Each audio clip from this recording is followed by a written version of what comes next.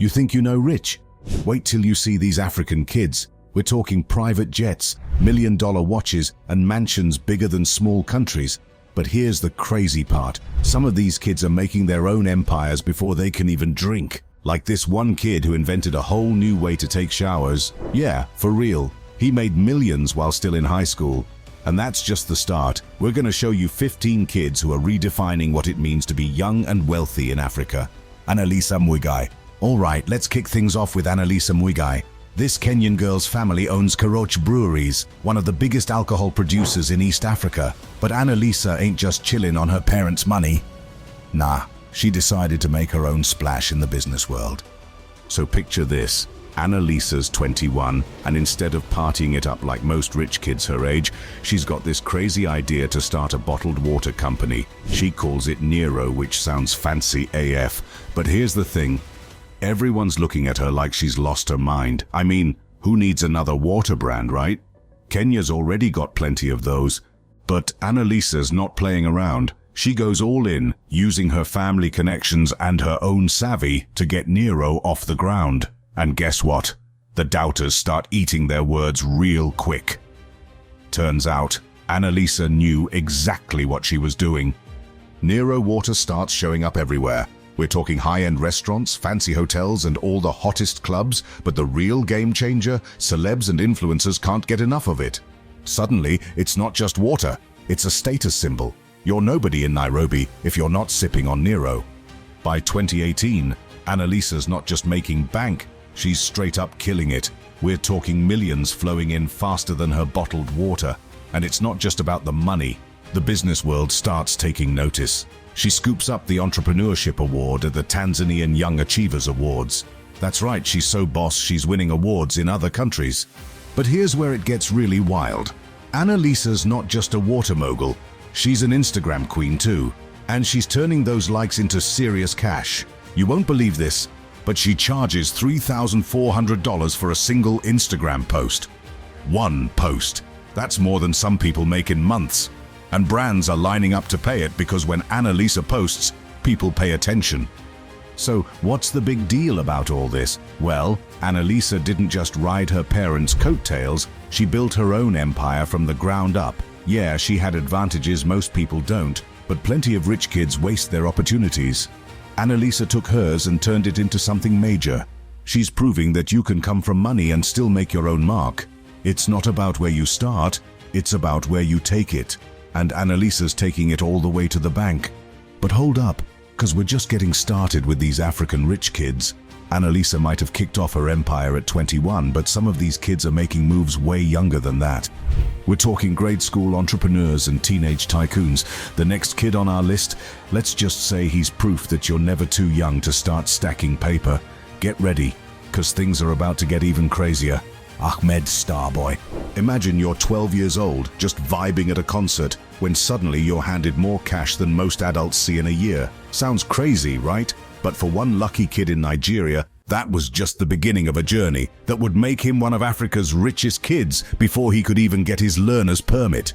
Meet Ahmed Starboy, a Nigerian kid who was just like any other 12-year-old boy with big dreams. He loved music, especially rap, and spent hours practicing his flows and writing lyrics. But Ahmed wasn't content with just being a bedroom rapper. He wanted the world to hear his talent. So when Wizkid, one of Africa's biggest music stars, announced a comeback concert, Ahmed saw his chance.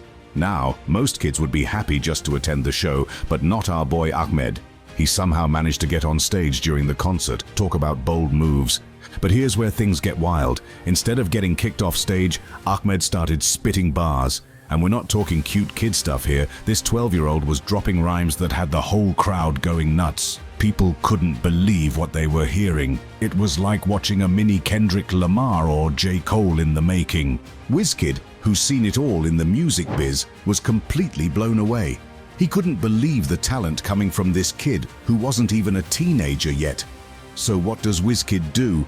He reaches into his pocket and pulls out a stack of cash. We're talking $27,500 in cold hard currency. Right there on stage, in front of thousands of people, Wizkid hands this fortune to Ahmed. But that's not even the craziest part. Wizkid was so impressed by Ahmed's skills that he didn't just give him money. He offered Ahmed a record deal with his Starboy label on the spot. Just like that, Ahmed went from unknown kid to signed artist faster than you can say overnight sensation. Now Ahmed's living a life most kids only dream about. He's in the studio working with top producers, performing at major concerts, and probably has to juggle his rap career with homework. Can you imagine trying to focus on math class when you've got a hit single to record? But it's not all glamour and bling for Ahmed. Being a child star comes with some serious challenges. He's got to balance his education with his music career, which ain't easy when you're blowing up in the industry. And let's not forget the pressure of fame. Most 12-year-olds are worried about acne and school dances, not managing their public image and dealing with fans. Still, Ahmed's story is proof that talent can take you places, no matter how old you are. He didn't wait for someone to give him permission to chase his dreams. He saw his shot and took it, even if it meant crashing a WizKid concert to make it happen. Ahmed Starboy showed the world that you don't need a high school diploma or a college degree to start making serious cash. All you need is skill, guts, and maybe a little bit of luck. He proved that in the world of music, age ain't nothing but a number. But while Ahmed was busy becoming Nigeria's youngest rap sensation, another kid was cooking up something completely different. We're talking about a high school student who looked at one of life's most basic activities and thought, hey, I can make this better. And that crazy idea, it turned into millions before he even got his diploma. Stick around, because this next story is going to blow your mind. Ludwick Mashane. You know how most high schoolers are worried about acne and awkward dates? Well, this next kid was busy solving a global problem that affects billions. His solution? It's so simple. You'll wonder why no one thought of it before. And it's making him rich AF. Meet Ludwick Mashane, a South African kid who turned laziness into liquid gold. Picture this, Ludwick's chilling with his buddy one day and his friends complaining about having to take a shower. Most of us would just tell our friend to stop being gross, but not Ludwick. This dude's brain starts spinning like crazy. He's thinking, what if you could get clean without even touching water? It sounds impossible, right? But Ludwick wasn't about to let a little thing like impossible stop him. He dove headfirst into research, spending 6 whole months trying to figure out how to make his wild idea a reality. Now keep in mind, Ludwick's not working in some fancy lab. He's in a tiny village with limited resources, but that didn't slow him down one bit. He's Googling stuff on his basic phone, scribbling notes, and mixing up concoctions like some kind of teenage mad scientist. After half a year of non-stop hustle, Ludwick emerges with something that's gonna change the game. He calls it dry bath gel, and it's exactly what it sounds like, a way to get clean without stepping foot in a shower. This stuff is like hand sanitizer on steroids. It kills germs, moisturizes your skin, and leaves you feeling fresh without using a single drop of water. But here's where it gets really wild. Ludwick doesn't just invent this stuff, he patents it. At 17 years old, when most kids are trying to figure out how to ask someone to prom, Ludwick becomes the youngest person in South Africa to file a patent. That's some next-level entrepreneurship right there. The world starts taking notice real quick. Google's like, yo, this kid's onto something big. They hand Ludwick a cool $10,000 as part of their Zeitgeist Young Minds Award. That's right, Google basically crowned him the best student entrepreneur on the entire planet. But Ludwick's not about to rest on his laurels. He starts a company called Headboy Industries and begins pushing dry bath hard. And people are buying what he's selling. We're not just talking about campers or travelers here. Airlines are all over this stuff, seeing it as a way to freshen up passengers on long flights. The military's interested too, because when you're out in the field, a traditional shower isn't always an option. The craziest part? Dry bath isn't just making Ludwick rich, it's actually solving real problems. In places where water's scarce, this gel is a game changer. It's helping people stay clean and healthy in situations where a shower just isn't possible. Ludwick turned a lazy friend's complaint into a solution that's improving lives all over the world. So while other kids were dreaming about what they'd do after graduation, Ludwick was already running a $1 million company. He took a simple idea, worked his butt off to make it real, and now he's reaping the rewards. It just goes to show that age ain't nothing but a number when it comes to changing the world and making bank. But hold up, because we're about to meet another young tycoon who's playing in a whole different league. While Ludwick was inventing his way to millions, this next kid was getting ready to inherit a billion-dollar empire. And trust me, the pressure on this dude is no joke. Get ready, cause things are about to get even crazier in the world of Africa's richest kids. Mohammed Alami. Imagine your allowance being more than most people make in a lifetime. Well, for Mohammed Alami, that's just another day in the life of a billion-dollar heir. But this dude ain't sitting back and living off daddy's money. Nah, he's out here making moves that'll blow your mind. So check it out. Mohammed's pops, Moulay Hafid Alami, is the big boss behind Saham Group. We're talking a $620 million empire that's got its fingers in everything from insurance to medical clinics. Most kids would be content to kick back and enjoy the ride, but not Mohammed. This guy's got ambition written all over him. Instead of blowing cash on supercars and wild parties, Mohammed decided to hit the books. He packed his bags and headed to the University of British Columbia, where he snagged a degree in business and commerce. While other rich kids were posting yacht pics on Insta, Mohammed was cramming for exams and learning how to run a global business empire. But here's where it gets really interesting. Mohammed didn't just get a fancy degree and call it a day.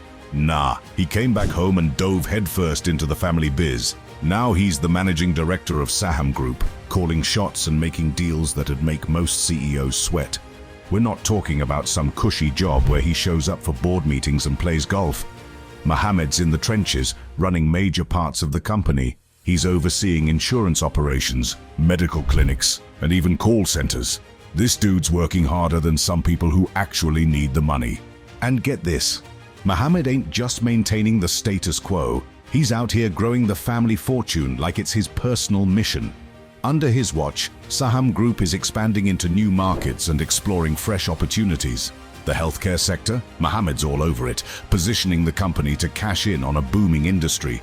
Business analysts are taking notice too. They're impressed by how this young gun is handling the pressure of a billion-dollar legacy. We're talking about strategic vision and leadership skills that you don't usually see in someone his age. Mohammed's proving that he's not just riding on his dad's coattails. He's charting his own course and killing it. All this hustle is paying off big time. Mohammed's personal net worth is estimated at over $100 million. And remember, he's just getting started. At an age when most people are still figuring out their careers, this dude's already sitting on a fortune that's growing by the day.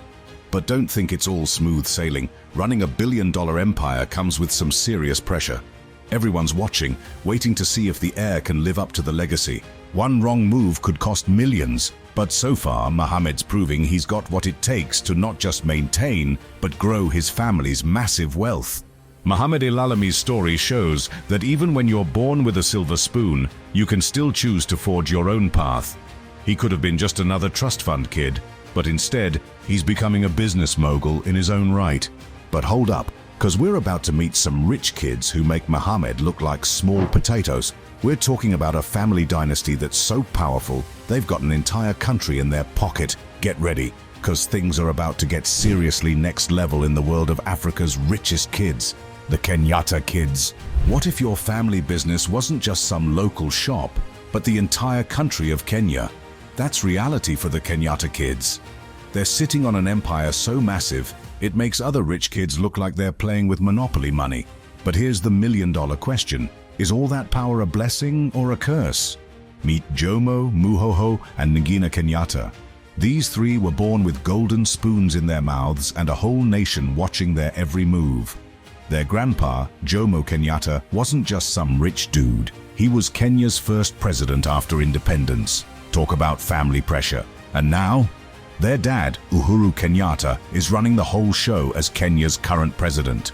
But don't think these kids are just chilling in State House eating caviar. Nah, they're out here managing a business empire that'd make most CEOs jealous. We're talking about Brookside Dairies, one of the biggest milk producers in all of East Africa. Every time someone in Kenya pours milk on their cereal, there's a good chance the Kenyatta fam is getting paid. And that's just the start. The Kenyatas also own MediaMax, a media giant that's got its fingers in everything from radio to TV. Imagine flipping through channels and knowing your family owns half of what you're watching. That's everyday life for these kids.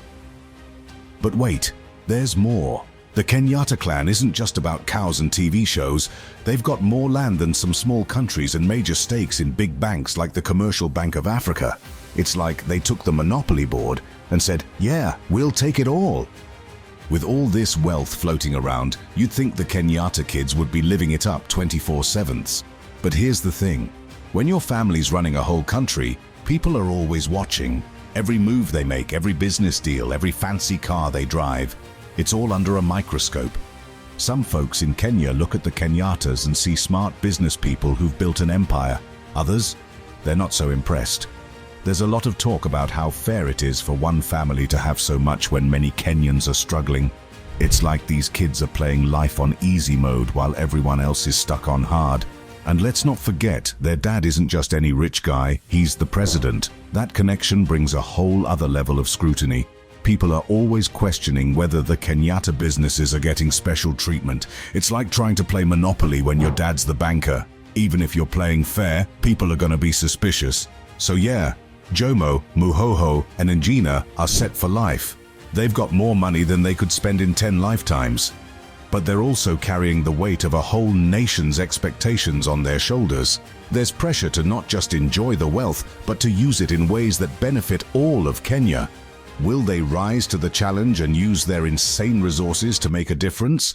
Or will they just keep stacking paper and living large? Only time will tell. But one thing's for sure. Being a Kenyata kid means you're playing in a whole different league when it comes to wealth and power in Africa. Speaking of pressure, our next rich kid knows all about proving himself. His dad's worth over $1 billion, but that didn't mean an easy ride to the top. Nah, this guy had to start from the bottom. Like, luggage porter bottom. Get ready for a story that'll make you rethink what it means to be born with a silver spoon. Rajiv Ruparelia. What's the craziest first job you can imagine for the son of a billionaire? How about lugging suitcases at a hotel? That's exactly how Rajiv Ruparelia kicked off his career. But hold up, because this story's about to take some wild turns you won't see coming. So picture this. Rajiv's dad, Sudhir Ruparelia, is sitting on a cool $1.1 billion fortune.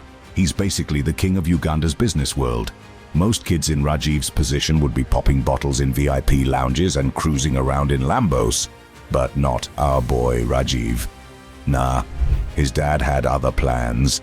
See, Sudhir didn't want his son to be just another spoiled rich kid. He wanted Rajiv to really understand the business from the ground up. So what does he do? He makes Rajiv start as a freaking luggage porter. That's right, this billionaire's son is out here carrying bags for hotel guests like he's broke. But Rajiv didn't just stop at carrying bags. His dad had him working construction sites, getting his hands dirty and learning how things get built. Then he put him behind a bank teller's window, counting cash and dealing with customers. It's like Sudhir was determined to make sure his son knew every single aspect of the family biz. Most rich kids would have thrown a fit and quit, but not Rajiv. This dude took every challenge his dad threw at him and crushed it. He wasn't just going through the motions either. Rajiv was soaking up knowledge like a sponge, learning how every part of the Ruparelia group ticked. All that hard work started paying off big time. Rajiv didn't just coast on his family name, he proved he had the skills and the hustle to back it up. Before long, he was climbing the corporate ladder faster than you can say nepotism who. Now, Rajiv ain't just some middle manager. He's a top executive in the Ruparelia group, calling shots and making deals that involve serious cash. We're talking multi-million-dollar negotiations that could make or break the company, and Rajiv's handling it like a boss. But here's the thing, the Ruparelia group ain't just some small-time operation. This company's got its fingers in more pies than you can count. They own banks, fancy schools, swanky hotels, and a bunch of other stuff all over Uganda. It's like they looked at Monopoly and said, yeah, we'll take the whole board. Rajiv's out here proving that he's got what it takes to keep the family empire growing. He's not just maintaining what his dad built, he's looking for new opportunities, expanding into different markets and making sure the Ruparelia name stays on top. But don't think it's all smooth sailing. Running a billion-dollar empire comes with some serious pressure. One wrong move could cost millions. Plus, everyone's watching to see if the son can live up to the father's legacy. But so far, Rajiv's showing he's more than up for the challenge.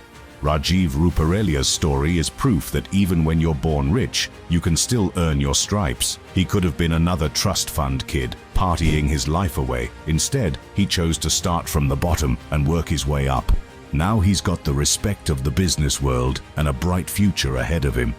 But hold up, because not all of Africa's richest kids come from wealthy families. Our next story is about a girl who turned YouTube into her personal ATM before she even hit double digits.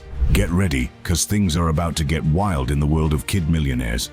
Emmanuella Samuel. Think being a class clown is just for goofing off? Well, this next kid turned it into a multi-million-dollar career before she even hit double digits. Emmanuella Samuel ain't your average playground jokester. She's a comedy queen with a bank account that'll make you do a double take. Born in 2010 in Port Harcourt, Nigeria, Emmanuella was just another kid cracking jokes and making her friends laugh. But everything changed when she caught the eye of Mark Angel, a local comedian always on the lookout for fresh talent. Mark saw something special in this pint-sized comedian and decided to take a chance on her. Now, most people would think a 7-year-old doing stand-up is cute, but not exactly YouTube superstar material. I mean, how funny can a kid that young really be, right? But Emmanuella was about to prove everyone wrong in a big way. Mark Angel put Emmanuella in his sketches, and suddenly the internet couldn't get enough. We're not talking about a few thousand views here and there. Nah, we're talking millions of clicks on every video. Some of her sketches have racked up over 10 million views each. That's more eyeballs than some TV shows get. The Mark Angel comedy channel, with Emmanuella as its brightest star, blew up faster than a bag of microwave popcorn. It became the first African YouTube channel to hit 1 million subscribers. Think about that for a second. A little girl from Nigeria was pulling in more fans than most grown comedians could dream of. But Emmanuella wasn't just big in Africa. Her comedy was crossing borders and breaking down language barriers. In 2016, when she was just 6 years old, she scooped up the award for Top Subscribed Creator from YouTube at the inaugural Sub-Saharan African YouTube Awards. CNN even did a feature on her, spreading her fame even further. The awards kept rolling in like Emmanuella was some kind of comedy prodigy. She nabbed the City People Award and the G-Influence Niger Delta Special Talent Award. But here's where it gets really wild. This Nigerian kid flew all the way to Australia and came back with 2 more trophies. She won for being the most prominent kid comedian and the Princess of Comedy. Imagine being so funny that a whole other continent is giving you props. While all this fame was happening, Emmanuella was still hitting the books at Brighton Gate Academy in Port Harcourt. Yeah, she's juggling global stardom with homework and math tests. Talk about a weird double life. Now let's talk cash. By the time Emmanuella hit double digits, her net worth was estimated at around $70,000. That's right, a 10-year-old with more money than most adults see in years, and it's all from making people laugh. But here's the thing. Emmanuella's success isn't just about the money. She's proving that African kids can compete on the global stage. She's showing that you don't need fancy equipment or big budgets to make it big on YouTube. All you need is talent, hard work, and maybe a goofy facial expression or two. Emmanuella Samuel took being the class clown and turned it into an empire before she could even get a driver's license. She's proof that in the digital age, talent can take you places no matter how old you are or where you come from. Baby Lord. Ever wondered what a baby influencer looks like? Picture this. A tiny human with more Instagram followers than your entire family combined.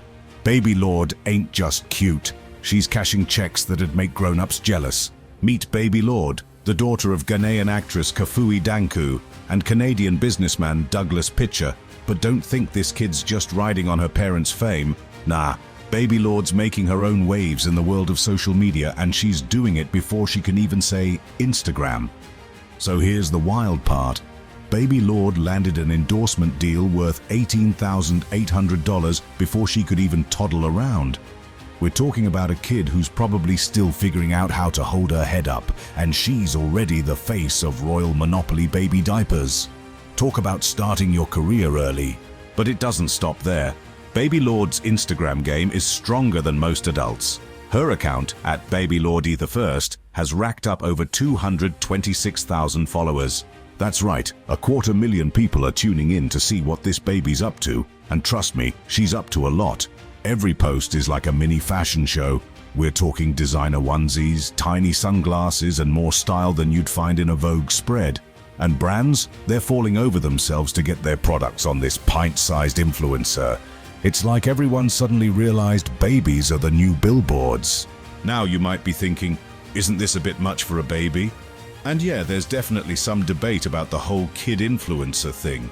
Some folks worry about child labor laws and exploitation. Others are concerned about what all this commercialization does to a kid's childhood. But Baby Lord's parents seem to have it under control. They're managing her career, making sure the brand partnerships align with their values, and probably stashing away that influencer cash for Baby Lord's future. It's not like the kid's going to blow it all on designer rattles, right? Here's the crazy part. Baby Lord isn't some weird exception. She's part of a growing trend of baby influencers taking over social media. Turns out, people love looking at cute babies, and brands love using those cute babies to sell stuff. It's like a perfect storm of adorable and profitable. And it makes sense when you think about it.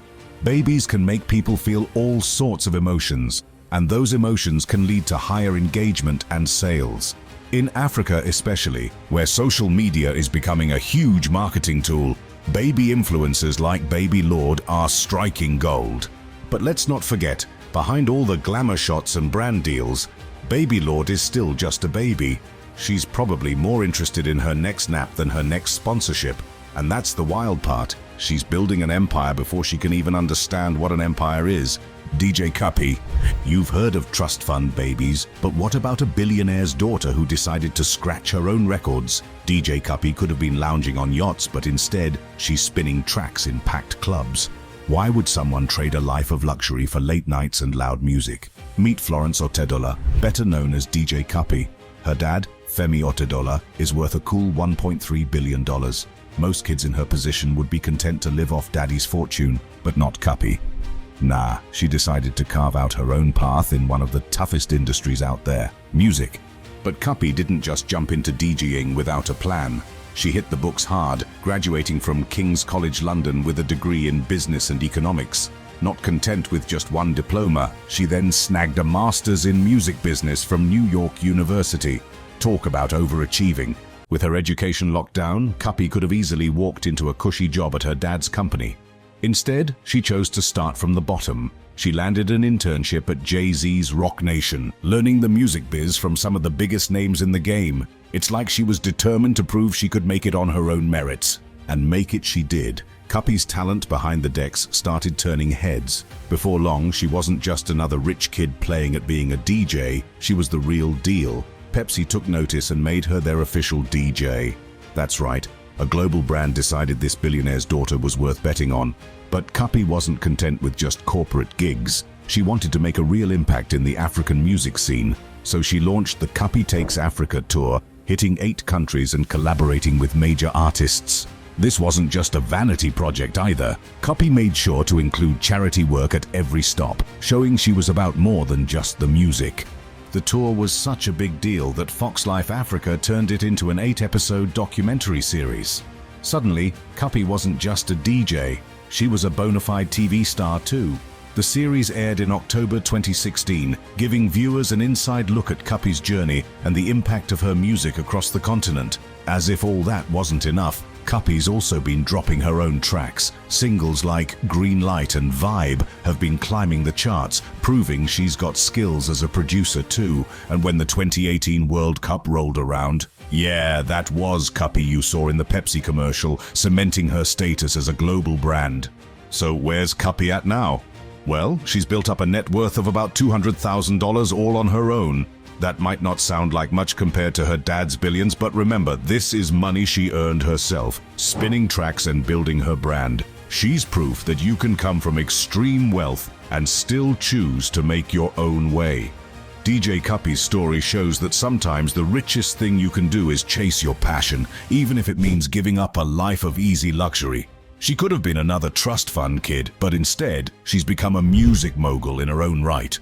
But hold up, because we're about to meet a rich kid who makes Cuppy's success look like small change. Get ready, because things are about to get even wilder in the world of Africa's wealthiest young guns. Sandile, college tuition or seed money for a business? For most people, that's not even a question. But Sandile isn't most people. He saw his education fund as an investment opportunity that would make university look cheap. The results? Let's just say he's teaching financial lessons now, not learning them. Sandile grew up in a poor neighborhood in Durban, South Africa. His family didn't have much, but they scraped together enough to send him to college. Most kids in his position would have jumped at the chance for higher education. But Sandile, he had other plans. See, this kid had always had a thing for numbers. While his classmates were struggling with basic math, Sandile was crunching figures like a pro. And when he discovered Forex trading, it was like he'd found his calling. Suddenly, all those numbers started to make sense in a whole new way. So what does Sandile do with his hard-earned tuition money? He doesn't enroll in classes or buy textbooks. Nah, he takes that cash and dumps it all into the Forex market. His parents, they were beyond furious. Can you blame them? Their son had just gambled away his future on what seemed like a get-rich-quick scheme. But here's where things get wild. Sandile starts making trades, and he's not just breaking even, he's killing it. Every move he makes seems to turn into profit. It's like he's got some kind of sixth sense for the Forex market. Before long, that tuition money has turned into a small fortune.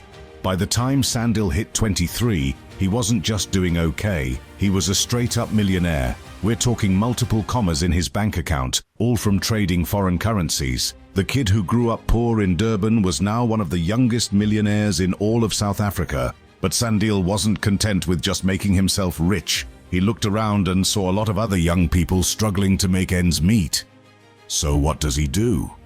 He starts the Global Forex Institute. It's like he's saying, hey, if I can do this, so can you. At the Institute, Sandile's teaching others the techniques that made him rich. He's breaking down complex Forex concepts, showing people how to read the market, and giving them the tools to potentially change their financial futures. It's not just about making money, it's about empowering a whole generation of South Africans. Sandile's success has made him a bit of a celebrity in the financial world. He's proof that sometimes the riskiest moves can pay off big time. While his old classmates are still paying off student loans, Sandile's out here living the millionaire lifestyle. But it hasn't all been smooth sailing. There's been some controversy around Sandile's methods and the sustainability of Forex trading as a get-rich-quick scheme. Some critics question whether his success can be replicated by others. But love him or hate him, you can't deny that Sandile took a massive risk and came out on top. Adi Piana. You might think dropping out of college is career suicide, but for this South African kid, it was the first step to millions. Adi Piana didn't just leave school, he revolutionized an entire industry from his laptop. How'd he turn lines of code into a fortune that'd make tech giants drool? Picture this. Adi's just another college student in South Africa, bored out of his mind in lectures. But while his classmates are doodling or scrolling on their phones, Adi's mind is racing with ideas. See, this kid's got a passion for coding that makes matrix-style streams of numbers look boring. Most people would have just treated coding as a hobby, maybe built a few websites for friends. But Adi, he saw dollar signs where others saw ones and zeros. He looked at the booming WordPress ecosystem and thought, I can make this better. So what does Adi do? He takes the biggest risk of his life. He drops out of college, leaving behind the safety net of a degree to start a company called Woo Themes. His parents probably thought he was crazy. His friends probably told him he was throwing his future away. But Adi had a vision, and he wasn't about to let anyone talk him out of it. Turns out, Adi's gamble paid off big time. Woo Themes blew up faster than a viral meme. We're not talking about a modest success here. This company was pulling in $3 million a year from selling WordPress themes and plugins. That's right. Adi was making millions before he was even old enough to rent a car in most countries. But Adi wasn't content with just one success. Nah, he wanted to prove he wasn't a one-hit wonder, so when he was just 26, barely old enough to grow a proper beard, he sold Woo Themes in a multi-million-dollar deal. Most people would have taken that cash and retired to a beach somewhere, but not our boy Adi. Instead, he turned around and started another tech company called Conversio. And guess what? He sold that one for millions too. It's like everything this kid touches turns to gold-plated circuit boards. Adi's story is proof that sometimes the conventional path isn't always the best one. He saw an opportunity in the tech world and had the guts to go all in, even when it meant leaving the safety of college behind. His success shows that if you've got the skills and the vision, sometimes taking a risk can pay off in a big way. Dudu Zuma. From coding genius to political prodigy? Not quite. Our next rich kid didn't need tech skills to make bank. Instead, he's got a last name that opens doors and closes ethics investigations. But at what cost? Meet Dudu Zuma, the son of former South African President Jacob Zuma. While other kids were dreaming of being astronauts or rock stars, Dudu was busy turning his dad's political connections into cold, hard cash. And we're not talking about a few bucks here and there, we're talking serious mining money. See, Dudu didn't just inherit his dad's name, he inherited a whole network of powerful friends, including the infamous Gupta family. These guys were like the puppet masters of South African politics, pulling strings and making deals that would make your head spin. And young Dudu, he was right in the middle of it all. Before he could even grow a decent beard, Dudu was scooping up big stakes in mining companies like West Dawn Investments. We're talking about owning chunks of businesses that pull literal gold and diamonds out of the ground. Most kids his age were working part-time jobs. Dudu was becoming a mining tycoon. But here's where it gets really wild. While regular South Africans are struggling to make ends meet, Dudu's living like he's the star of his own rap video. We're talking Ferraris, Porsches, and a penthouse in Dubai that's probably bigger than most people's entire neighborhoods. It's like he looked at the lifestyles of the rich and famous and said, nah, not lavish enough. Now, you might be thinking, hey, good for him, he's living the dream. But hold up, because this dream's got a pretty dark side. See, all that wealth didn't just appear out of thin air. Dudu has been caught up in some seriously shady deals that have got a lot of people asking questions. We're talking money laundering charges, public scrutiny, and enough controversy to fill a Netflix documentary series. It's like every time Dudu makes a move, there's a whole army of investigators and journalists trying to figure out where the money's really coming from. But here's the kicker. Despite all the heat, Dudu not backing down. In fact, he's talking about following in his dad's footsteps and getting into politics. Yeah, you heard that right. The guy who's been accused of exploiting political connections for personal gain now wants to be the one making the rules. It's like watching a fox apply for a job guarding the hen house.